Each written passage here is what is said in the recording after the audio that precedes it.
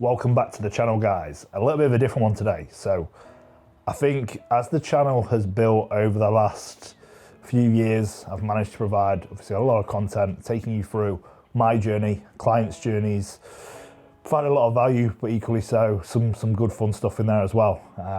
This one's a little bit different. I actually want to take you back to the very start. And this is probably something I should have done earlier when creating this YouTube channel, but I think now's the right time to really open up on my journey so far, what it took me to get to where I am today, all about my background, the different stages of my life that I've gone through to progress onwards to become a full-time online coach, but equally so a bodybuilder who competes at the highest level of currently the amateurs. I'm going to start off by talking about initially my family life. So take you all the way back to 1995 when I was born. So I'm just turned 29 years old, and I was born in a town called Uttoxeter, which is, if anyone knows England, it's right in the middle of England. So literally, if you could put a pin in the middle of England, you'd probably be putting it in Uttoxeter.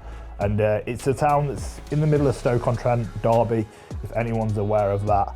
And I was very, very lucky as a youngster. I had a very, very good upbringing, and my mum and dad provided a lot for myself and my brother, and we were very, very lucky to have everything that we did have as a kid, which was definitely providing me with the foundations to do what I wanted to do with my life moving forward. And I learned a hell of a lot from my mum and dad, and I think that's to this day why I probably got the high standards that I do have, as they always expected a lot from myself and my brother when we were kids, more so on the academic side of things, but that then just transitioned for me into the sporting side of things. So when I was a kid, all I actually cared about was wanting to become a professional footballer. Now, this is a lot of bodybuilders, realistically, let's be honest, we're failed sportsmen, and then we just transition to the gym because we love the gym.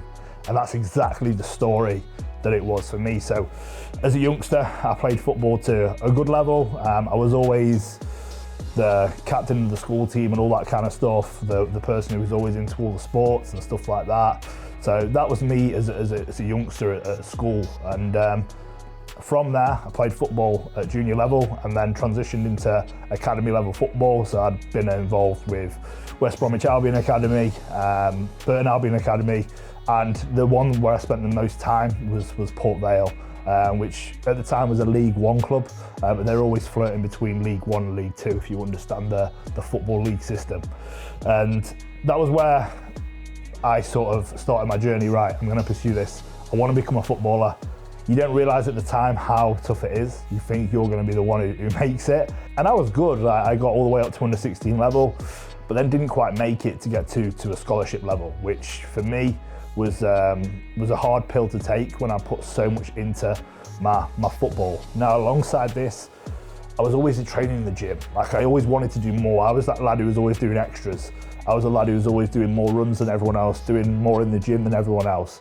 And when I got to a certain level and was playing academy level football at Port Vale, that then transitions probably more so into the bodybuilding route that I did take. But I got released from Port Vale at the age of 16, and then from there I had numerous trials with different clubs off the back of that.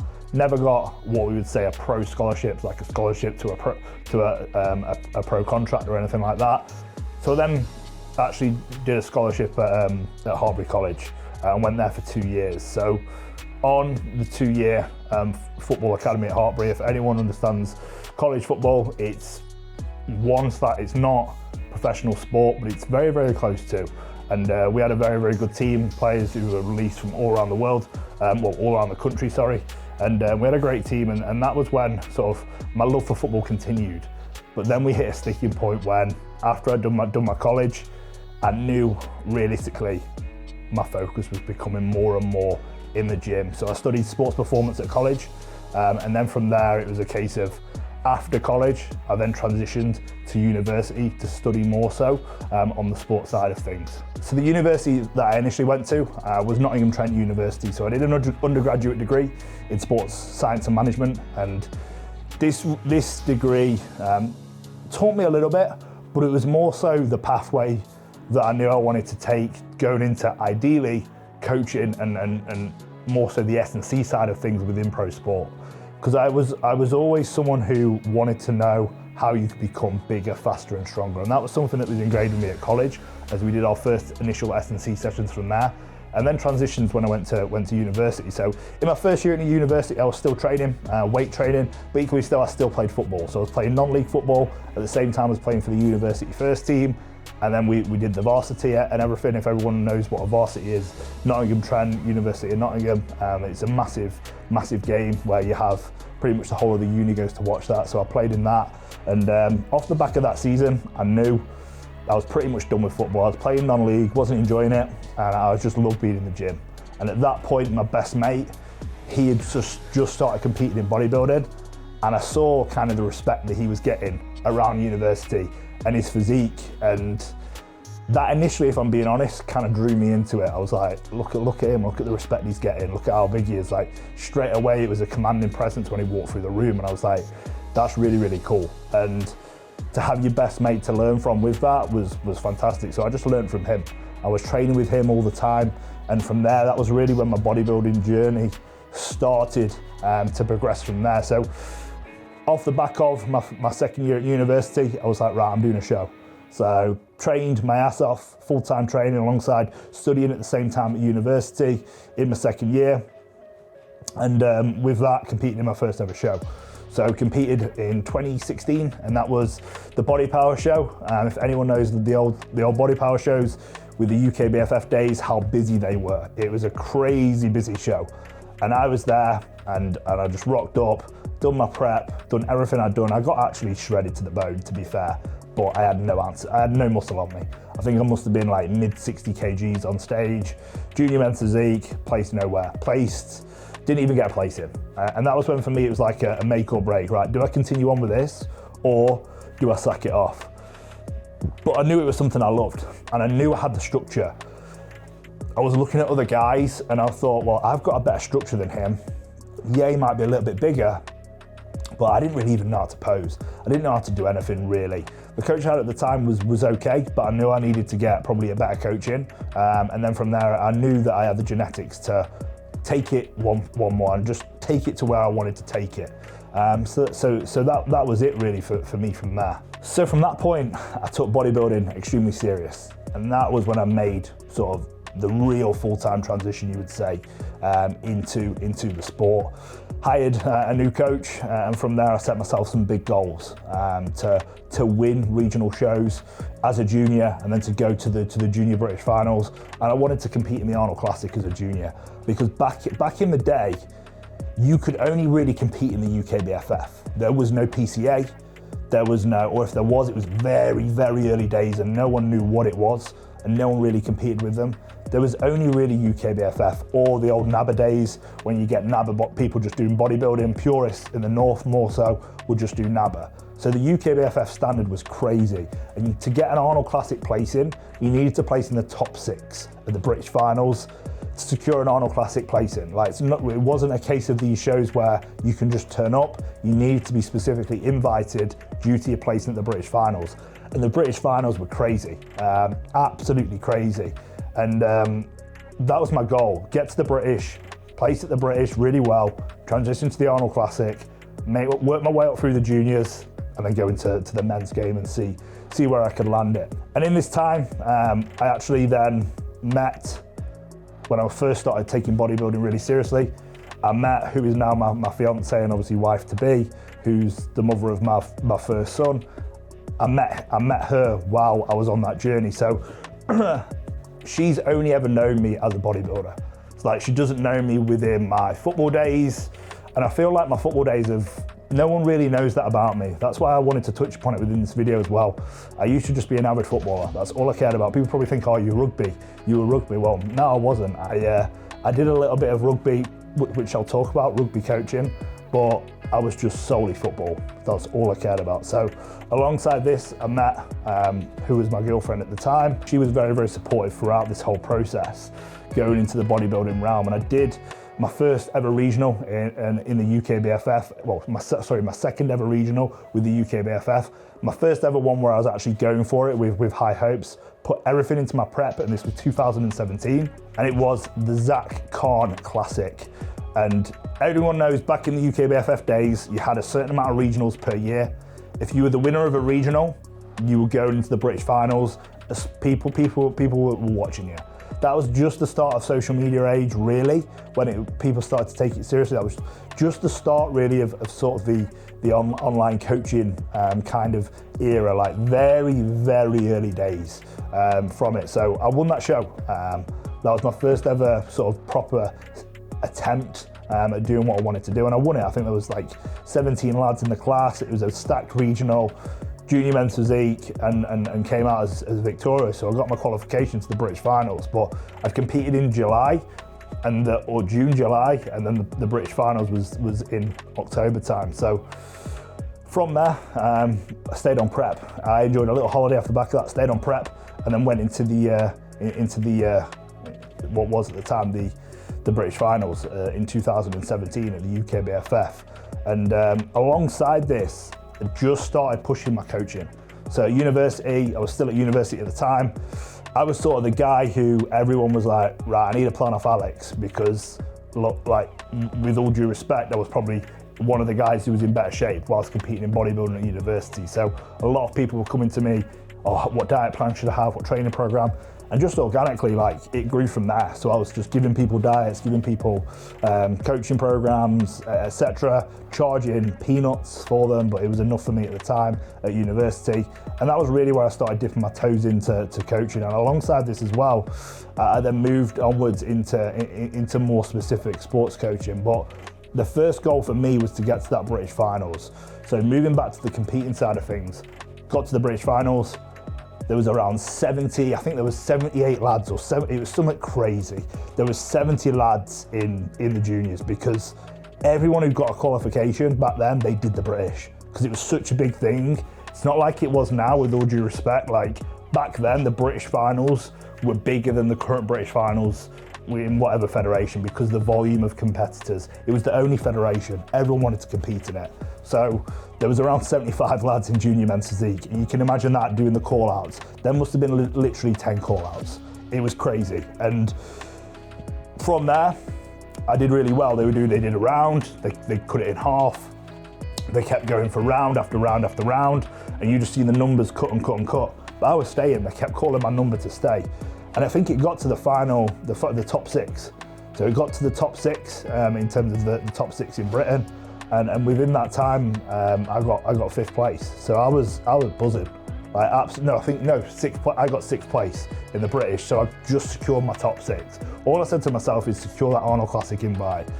We got top six, and then from there, we made our way to the Arnold Classic. Now, veering back to the university side of things, this is where things started to take a leap for me. Now, I got, luckily enough, into a year work placement with Leicester Tigers. So that really got my foot in the door in terms of, right, I want to work in pro sport. This is the pathway that I want to take. So I worked there for a year, which was an incredible experience. And that year as well was also great for an off season. The food there was incredible.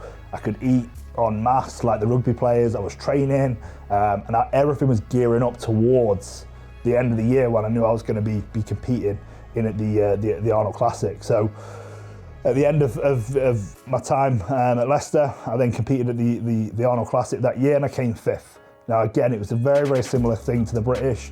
There was a load of lads there. You're up against the best in Europe. I travelled out there, and it was just an incredible experience. And to become in top 5 in junior men's physique in Europe at the time, I was like, right, I can definitely do something like this. Every time I did a show, I always looked and thought, am I good enough as a competitor to get to where I want to be? And I analysed my physique, analysed my opponents, and after that I was like, you know what I am, I can. And I remember a guy coming up, like, when I came off stage, it was a random guy in the crowd, he might have been a coach, I don't know, but he said to me, oh, when they bring out the new NPC federation, or when that comes to Europe, because at the time it wasn't, you're going to be very well suited for that. So what I thought was to jump into a show after it, and I actually jumped into the first ever Amateur Olympia UK. I was still a junior at the time, just thought I'd have a crack at it. I think I came like 7th in my class or something like that, and then from there moved into an off season. But having sort of dipped my toes in that level, I was like, right, let's continue to progress this. So the season after, from there, I then continued to obviously transition within my bodybuilding journey. And alongside this, also continued to pursue my development as a coach. So this time as well, through my contacts at Leicester, I continued at Nottingham in my final year at uni, worked at Nottingham Rugby, and then from there, that was working there on a part-time basis as a volunteer, but gaining a lot of experience there. And alongside that, continuing to drive my coaching at the time, just helping people out, obviously, at university. Now, off the back of this, I then wanted to continue to pursue my education. Now, for me, it was a case of I always wanted to become, before I said I was going to be doing something, i.e. be an online coach to a certain level, say I was going to be a PT in person or whatever that may be, I wanted to make sure that I had the adequate qualifications and the backing to do that. And I knew that to get to that level, I needed something more than a degree. I needed something more than everyone else at the time. Everyone's getting a degree and stuff like that, great. But I wanted to take my learning to a further level. So I did a master's degree. So I did an MSc at Sheffield Hallam University. And that was where I just continued my learning in terms of sports science, so applied sport and exercise science. And obviously alongside that, continued my progress as a bodybuilder. And with that as well, my girlfriend at the time, she lived around the Sheffield area, so it was actually very, very handy that we're in the same or similar place. So it just worked very, very well in regards to that. So I continued studying. I worked at Sheffield Eagles again for that year, another sports outfit, and that was in rugby league, and then provided a lot of sort of nutritional education as well as S&C side of things as well. And that again continued to further my knowledge whilst also learning at university full-time from there. So off the back of my university year, it was a case of making that decision, right? What job route can I go down? I applied for all the pro sports outfits you can think of. I got no interviews, I got nothing. Like, it was just, I felt like I was knocking on a door that just wouldn't open. And for me, it was a case of like, right, time is of the essence. I'm in Sheffield, what do I do? Like, I need to do something. So I actually, my first ever job I got was as a PT at Exercise for Less in Rotherham. So that was what I first did. And just because I knew the manager, I knew he'd sort me out because he was one of the guys at the gym. And then from there, it was like, right, we've got to set this up. I've got to push my PT from there. And alongside that as well, I was training a lot at Rotherham. So at the time, it was a gym in Rotherham. So at the time, it was a gym called Iron Athlete, but then it transitioned now to what everyone knows as Ultraflex Rotherham. So I met a lot of people through that, a lot of people in the bodybuilding world, but equally so I knew I wanted to push my PT, so I was pushing my PT, pushing my coaching.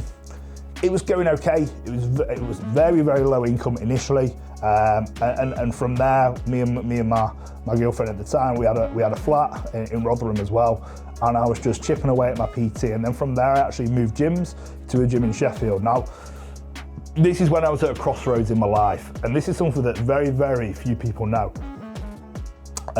Only a handful, really, and it was a case of I had a decision to make.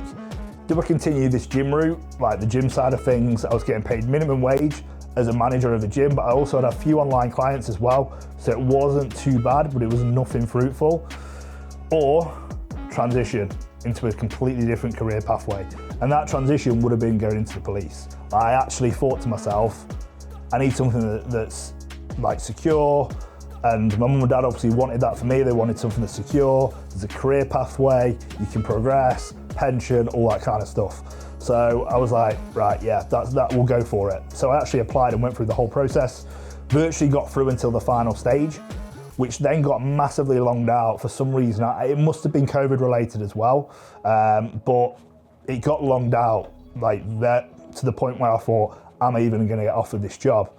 And at the time as well, it was within COVID. So I was training, had access to a gym as well, and I was of the mindset that I'm probably going to transition into a different career path, go into policing from there. On the return of COVID, I got offered a full-time job as a manager at the gym that got transformed over COVID, that we were doing up with the owner of the gym, and I had my online clients who'd obviously massively dropped off throughout COVID, but they'd started to build back up at the start of the new era after COVID, really. So I had two choices.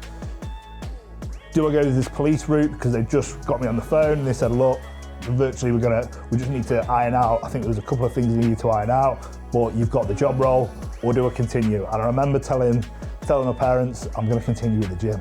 And I think they absolutely flipped and they were like, why are you doing that? And I thought, well, because I enjoy what I do at the gym, I feel I can progress my coaching. And I feel that one day I can come at a point where if I continue to keep putting my foot down and progressing it, I can make something of it. With where I wanted to take it in terms of with social media, pushing social media, and with that as well, the results I was getting, I just backed myself to do what I wanted to do. So from there, I didn't go in the police, and then I transitioned into full-time coaching. Alongside that as well, manager of a gym called BXF Gym in Sheffield. I did that for a year or so, 2 years, it might have been 2 years. And in that time frame, I was already good friends with the guy who you'll all know, and it's someone who I work for now, Ben Bray. So I was always good friends with him. We actually trained together throughout lockdown. I had a key to the gym. I asked him, do you want to train with me, bro? He was like, yeah, sound, because he didn't have a gym. And we were competing at the time as well, so it just made sense for us to train together. So we did that, and that was before he was even into coaching, and he was just starting to make that transition. But obviously his business boomed. And it got to the point where it was like, right, with his business growing as fast as it was, he put I remember the day so clearly, like, just seen his job advert come up, and he needed a new coach for his online business. At the time was Ben Bray Coach, and I was like, you know what, I'd be up for that. And I thought, as long as I can get enough clients that I'm full-time and I'm happy, that could give me so much freedom to become a better coach, to really become a better bodybuilder, and as well, I'll be working for myself, which would be fantastic.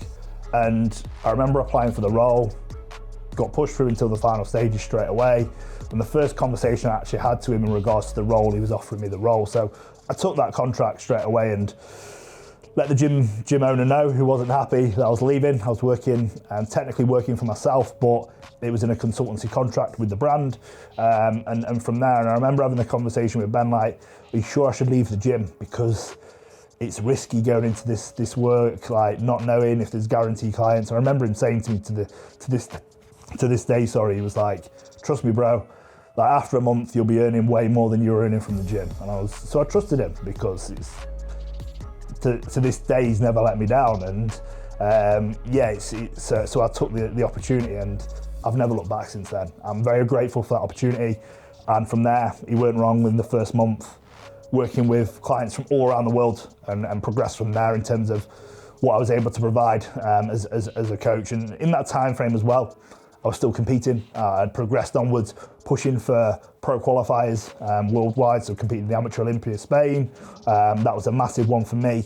And as well, I had competed in Italy as well and placed top 2 in a pro qualifier. So it all was working well. I knew I had the time to be a better coach, provide an incredible service to all the clients at the time was Ben Bray Coaching, and as well progress onwards as a bodybuilder. Now, as my career continued to progress, I was working with more and more clients. So I was working with upwards of 80 clients within Ben Bray Coaching, and then we transitioned into New Gen Coaching. And that is what we are today as a brand, New Gen Coaching. So it's a case of the original members of Ben Bray Coaching, still the same. With that transition though, we start to have individual roles within the brand, and that's what you'll see today with who we're working with. I'm primarily working with elite athletes, first-time athletes as well. And with that as well, high-level guys who want to achieve an elite transformation. They might not want to get on stage, but they want to achieve an elite physique transformation. So that's generally my clientele with who I work with. And as well, we're working with New Gen every single year since I've joined with Ben and joined forces. We've just made an incredible dent on the fitness industry in terms of the results we provide, and as well with that, the results I'm able to provide as a coach. Now, alongside this, I managed to buy my first house, which was fantastic.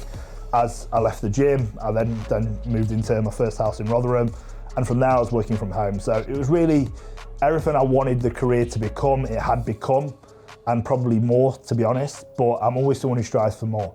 And with that, like the coaching, like I said, every single year we're looking to strive and become better coaches as a team, but also provide even better results as a brand and provide that community, which is what we do at New Gen. Now, on a personal level, my life then massively changed because I became a dad. So from that position of it being all about me, bodybuilding being all about me, and everything almost being like me providing for my missus as well, and obviously sort of our journeys, it was all about then the baby coming. So that completely changed my life, but for the better.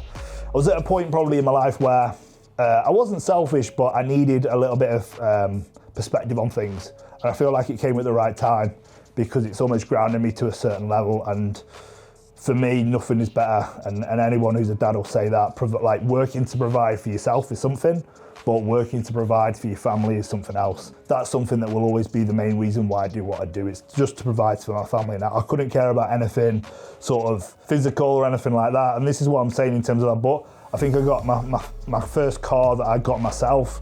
I got a Range Rover because I'd always wanted one. I knew I could afford one. And I look back now and I think, why did you do that? But I suppose it was something I needed to do. It was an itch that needed to be scratched. But now I just think about, right, how can I provide for my family? That's all I coach for. It's not for me. It's to yeah, I want to have a certain value in the fitness industry as a coach and to be seen as a top coach, but I want to provide primarily off the back of that business for my family, and that's everything for me now. So life changed and priorities changed. I competed earlier this year. With that, obviously within being very, very little, but now I'm in a position where bodybuilding has definitely not taken a step back, but I'm in a period where I'm not obsessed by the goal of becoming an IFBB pro right now. It's all for me now about becoming a good bodybuilder and becoming an even better coach every single day, really, every single check-in. Like, that's what it's all about for me. It's more the career pathway and providing for the family. And I feel sometimes bodybuilding is such a selfish endeavor.